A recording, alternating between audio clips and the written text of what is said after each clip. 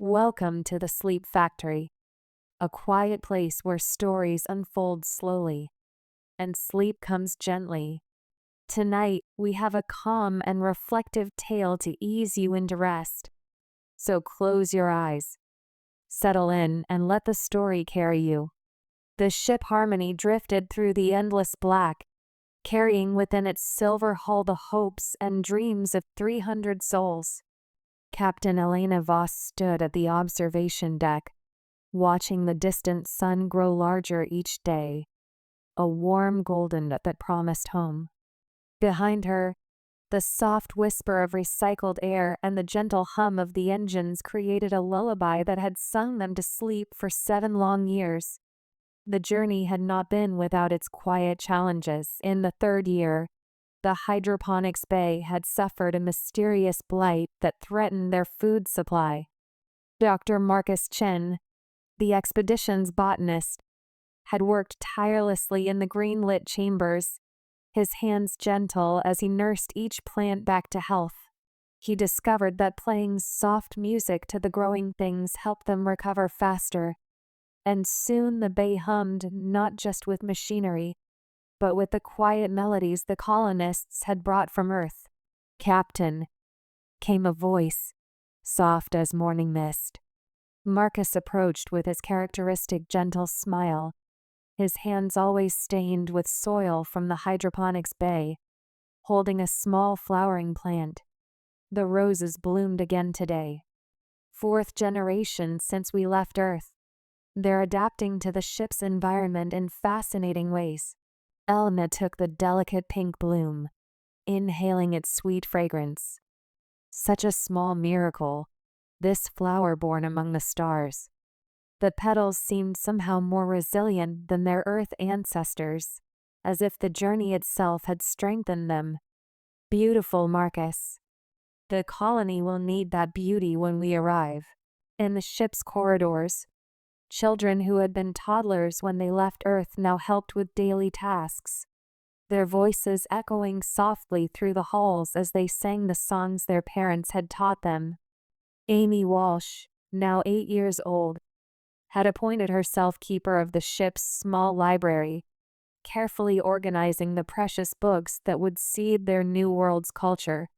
Through the vast windows, the planet Serenova hung like a blue-green jewel, swirled with white clouds and dotted with unfamiliar continents.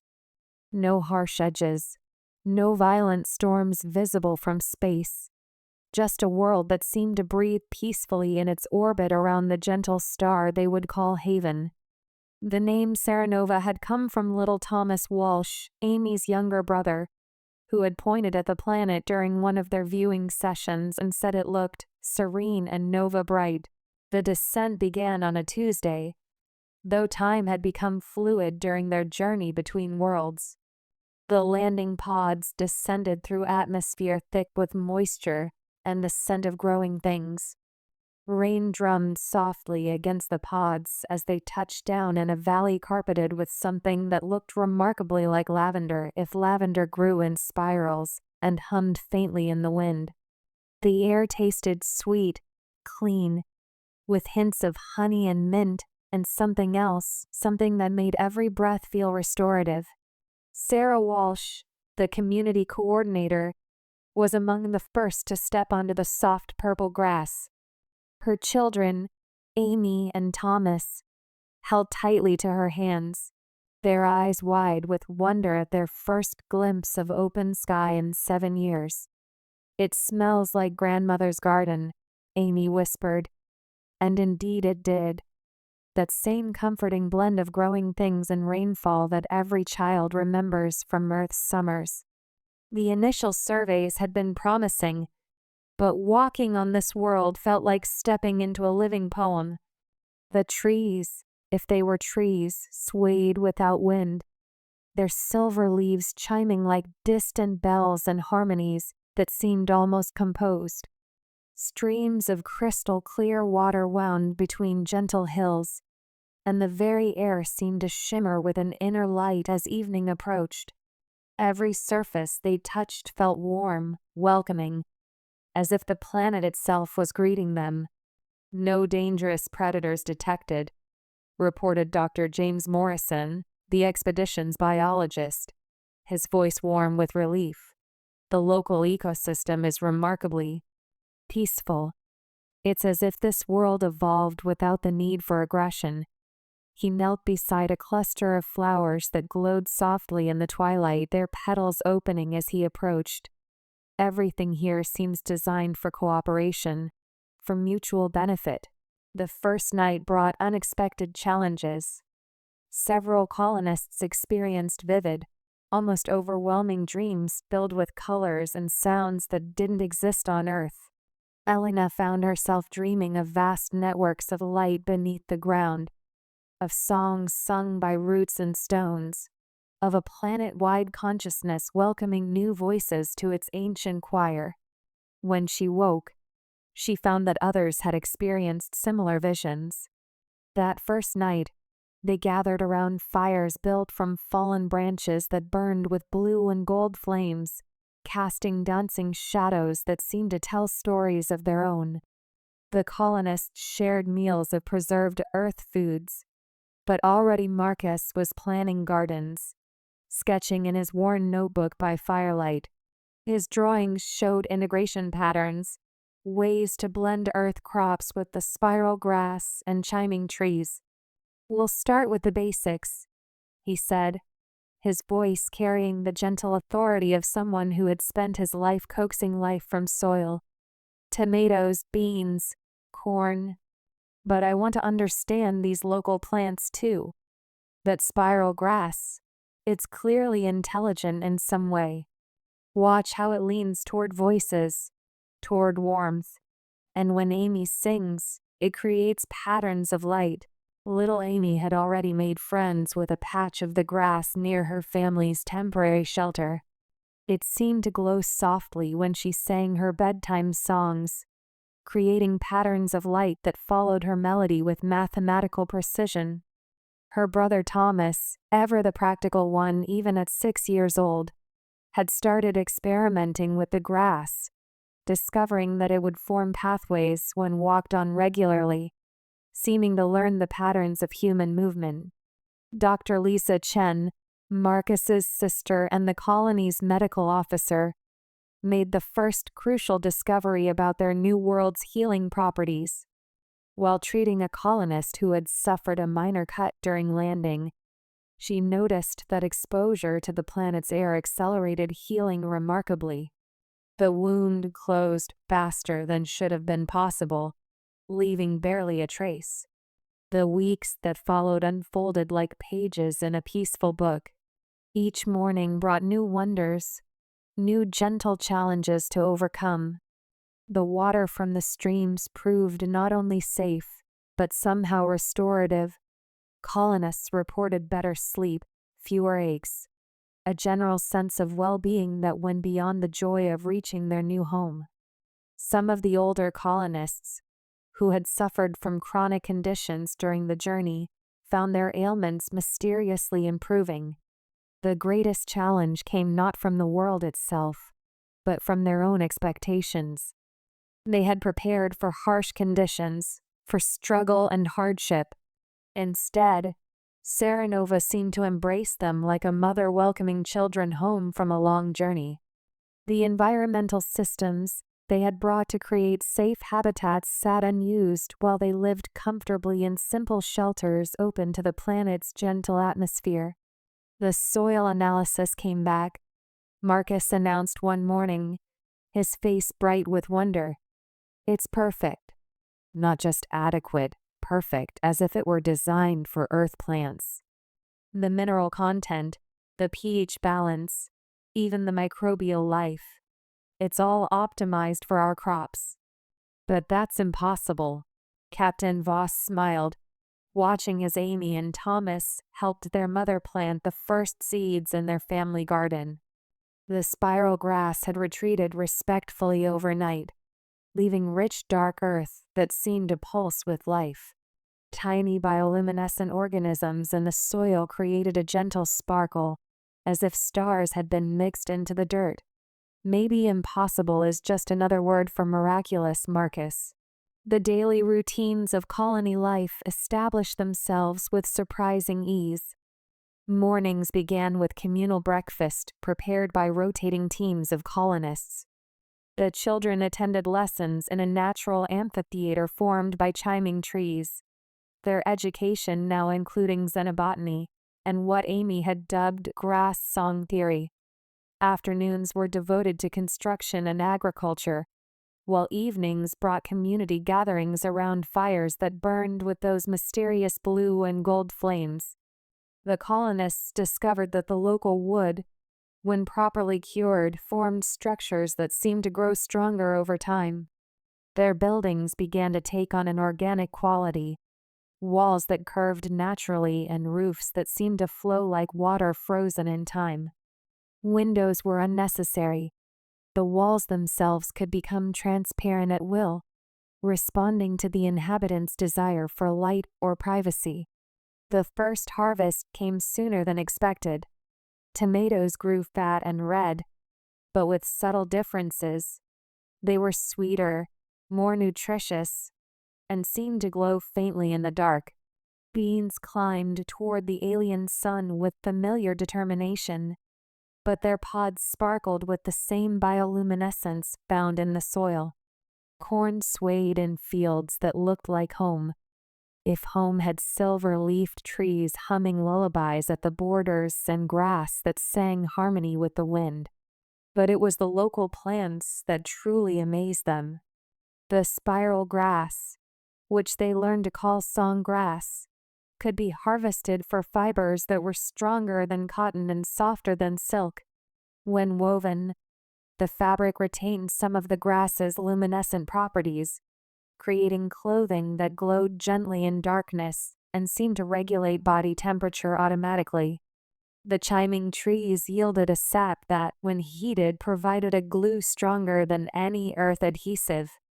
More remarkably, structures built with this sap could be modified later. The connections could be softened with warm water and reformed, making their buildings essentially sculptural, changeable as their needs evolved. And the luminous flowers that bloomed only at night filled their settlement with gentle light and the most beautiful fragrance, like jasmine and vanilla, and something indefinably peaceful. These flowers, which Dr. Morrison had catalogued as Lumina perfumea, seemed to have a calming effect on human nervous systems. Colonists sleeping near them reported the most restful sleep of their lives. The children made the most remarkable discoveries. Amy found that certain combinations of songgrass melodies could encourage specific growth patterns in their gardens.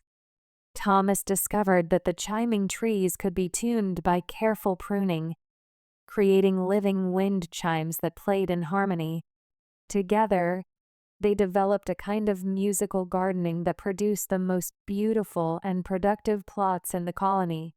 By winter, a season marked not by cold, but by a change in the quality of light, a shift to deeper, more restful hues, the colony had taken shape. Homes built from local materials curved gracefully into the landscape, their walls embedded with night flowers that provided natural illumination. Gardens flourished, combining earth crops with local plants in harmonious rows that seemed to have been designed by artists rather than planted by farmers. The challenge of winter brought the colonists closer together. While the temperatures remained mild, the reduced daylight affected some people's moods. Dr. Lisa Chen discovered that certain native fruits, when prepared properly, helped with seasonal mood changes that had plagued some colonists. The fruit, which they named joy berries for their effects, grew abundantly on bushes that seemed to sense human need and produced more fruit when the community was struggling. "It's remarkable," Dr. Chen told Elena as they walked through the settlement one evening, their path lit by the gentle glow of night flowers embedded in the walkway. "This world seems designed to heal, to nurture. Every challenge we've faced has had a gentle solution waiting to be discovered." The winter months also brought artistic flowering to the colony. With agricultural work reduced, colonists turned to crafts and creativity. They learned to work with the local materials in ways that would have seemed impossible on Earth. Stone that could be shaped like clay when sung to in certain frequencies. Wood that grew into desired shapes when properly tended. Metals that formed themselves into tools when heated with the blue-gold flames of their fires. Elena found herself spending evenings in the community workshop, learning to weave songgrass fiber while listening to the stories of her fellow colonists. Each person had adapted to their new world differently. Some, like Marcus, had found their earth skills enhanced and expanded. Others had discovered entirely new talents. Sarah Walsh, the former community coordinator, had become a gifted architect, designing buildings that seemed to grow from the landscape itself. The children had adapted fastest, as children do.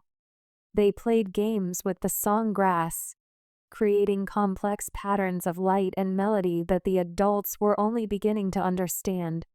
They learned to read the moods of the chiming trees, understanding when a storm approached by the pitch of their music.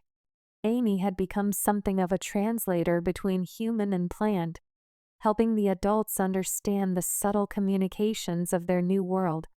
Spring's return brought celebration and new challenges. The colonists had survived their first winter on Serenova, but now they faced the prospect of expansion.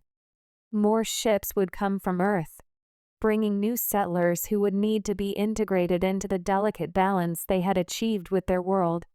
The song grass exploded into bloom with spring's arrival, creating meadows of color that shifted and swirled in patterns too complex for human minds to fully grasp. The chiming trees grew new leaves that caught the wind in different ways, adding new voices to the planet's endless symphony. And everywhere, new species of flowers emerged, each with its own gifts for the human colonists who had learned to live in harmony with their world. Marcus established a formal seed bank, carefully preserving both Earth species and the local plants they were learning to cultivate. His greenhouse had become a meeting place where colonists came not just to help with planting, but to find peace among the growing things. The building itself had evolved over the winter, its walls becoming more transparent, its roof opening like flower petals to let in rain and sunshine. "I never imagined it would be like this," he confided to Elena one evening as they tended to seedlings together. "I prepared for drought, for crop failures, for soil that would resist our efforts. Instead, everything grows. It's as if this world wants to be our home." Dr. Morrison had mapped much of the local ecosystem, finding wonders at every turn. Creatures that seemed made of living crystal grazed peacefully in meadows of silver grass, their presence somehow enhancing the growth around them. Flying beings that looked like jellyfish made of light drifted through the evening sky, their gentle glow reflecting off the streams and ponds. And everywhere, the sense of harmony, of a world where cooperation had replaced competition eons ago. "There are no parasites," he reported in wonder. "No diseases that affect the local life. It's as if evolution here took a completely different path, one based on symbiosis, on mutual support. Even the decomposers here don't destroy. They transform organic matter into more complex, more beautiful forms." The first babies born on Serenova arrived as spring deepened into what they had learned to call the season of deep fragrances. Little David Chen, Marcus's nephew, entered the world during a particularly beautiful display of night flowers, the nursery walls alive with gentle colors that seemed to welcome him home. His birth was attended not just by human midwives, but by the planet itself, the room filled with the sweetest scents, and the song grass outside sang lullabies that seemed composed specifically for him. "He's never known any world but this one," his mother Lisa whispered as she held him. "To him, This is just how life is, peaceful, beautiful, safe. The baby seemed remarkably calm, his eyes tracking the patterns of light on the walls with an intelligence that surprised everyone. The children born on Serenova seemed to have an even deeper connection to their world than the Earth-born colonists. They understood the songs of the grass without effort, could predict weather changes by watching the chiming trees, and played games that created amazing patterns in the responsive landscape around them. Some of the adults wondered if these children would be truly human in the way Earth understood humanity, or if they were becoming something new, something that belonged fully to both worlds. As their second year began, the colonists realized they had not just settled a new world, they had become part of it. The song grass grew differently around human dwellings, creating natural pathways and gathering spaces that seemed designed by an intelligence that understood human needs. The chiming trees had learned human music, incorporating melodies from Earth into their endless symphony. Even the weather appeared to respond to human presence, bringing rain when crops needed water, clearing for celebrations and gatherings. Captain Voss, now simply Elena to everyone in the community, often walked the settlement in the early morning, watching her people begin their days in harmony with their adopted world. Gardens yielded abundantly, workshops produced beautiful crafts from local materials, and children played safely in meadows that sparkled with bioluminescent flowers. The sight never failed to fill her with wonder at the journey that had brought them here. The supply ships from Earth would come eventually, bringing news from the old world and eager new settlers. But Elena found herself hoping they would come slowly, bringing people who understood that Serenova was not just a place to live, but a world that lived with them, a partnership between human dreams and alien grace that had created something neither species could have achieved alone. She paused at the edge of the settlement, where the formal gardens gave way to the wild beauty of untouched Serenova. Here, the song grass grew in its ancient patterns. The chiming trees sang their original songs, and the night flowers bloomed in displays of beauty that had been ongoing for millennia before humans arrived. Yet even here, she could sense a subtle difference, a harmony that hadn't existed before. The planet itself seemed happier, more complete, as if it had been waiting eons for voices like theirs to join its eternal song. On quiet evenings, when the night flowers bloomed and the song grass hummed its ancient melodies, the colonists would gather in small groups to share stories of their journey, their hopes for the future, and their gratitude for the gentle world that had embraced them. They spoke softly, as if afraid to disturb the perfect peace that surrounded them, though they had learned that Serenova responded to their presence with warmth, not fragility. The stories they told were becoming legend already. Marcus's patient coaxing of the first harvest, Amy's discovery of grass song patterns, the night little David was born surrounded by welcoming light. These would be the founding myths of their new world, passed down to children who would know Serenova as their true home. Children would fall asleep to the sound of their parents' voices mixing with the planet's own lullabies. The chime of silver leaves, the whisper of luminous flowers opening to the night, and the endless, gentle song of a world that had waited eons for exactly these voices to join its chorus. In their dreams, the children saw vast networks of light connecting every living thing on Serenova, saw themselves as part of something larger and more beautiful than they could fully understand. And in that harmony between human dreams and alien peace, between the needs of Earth's children and the gifts of Serenova's endless patience, the first year of humanity's gentlest colony came to its close, not with celebration, but with the quiet satisfaction of seeds planted in fertile soil, of trust given and received, and of home finally, peacefully, found among the stars. Thank you for spending this time with us.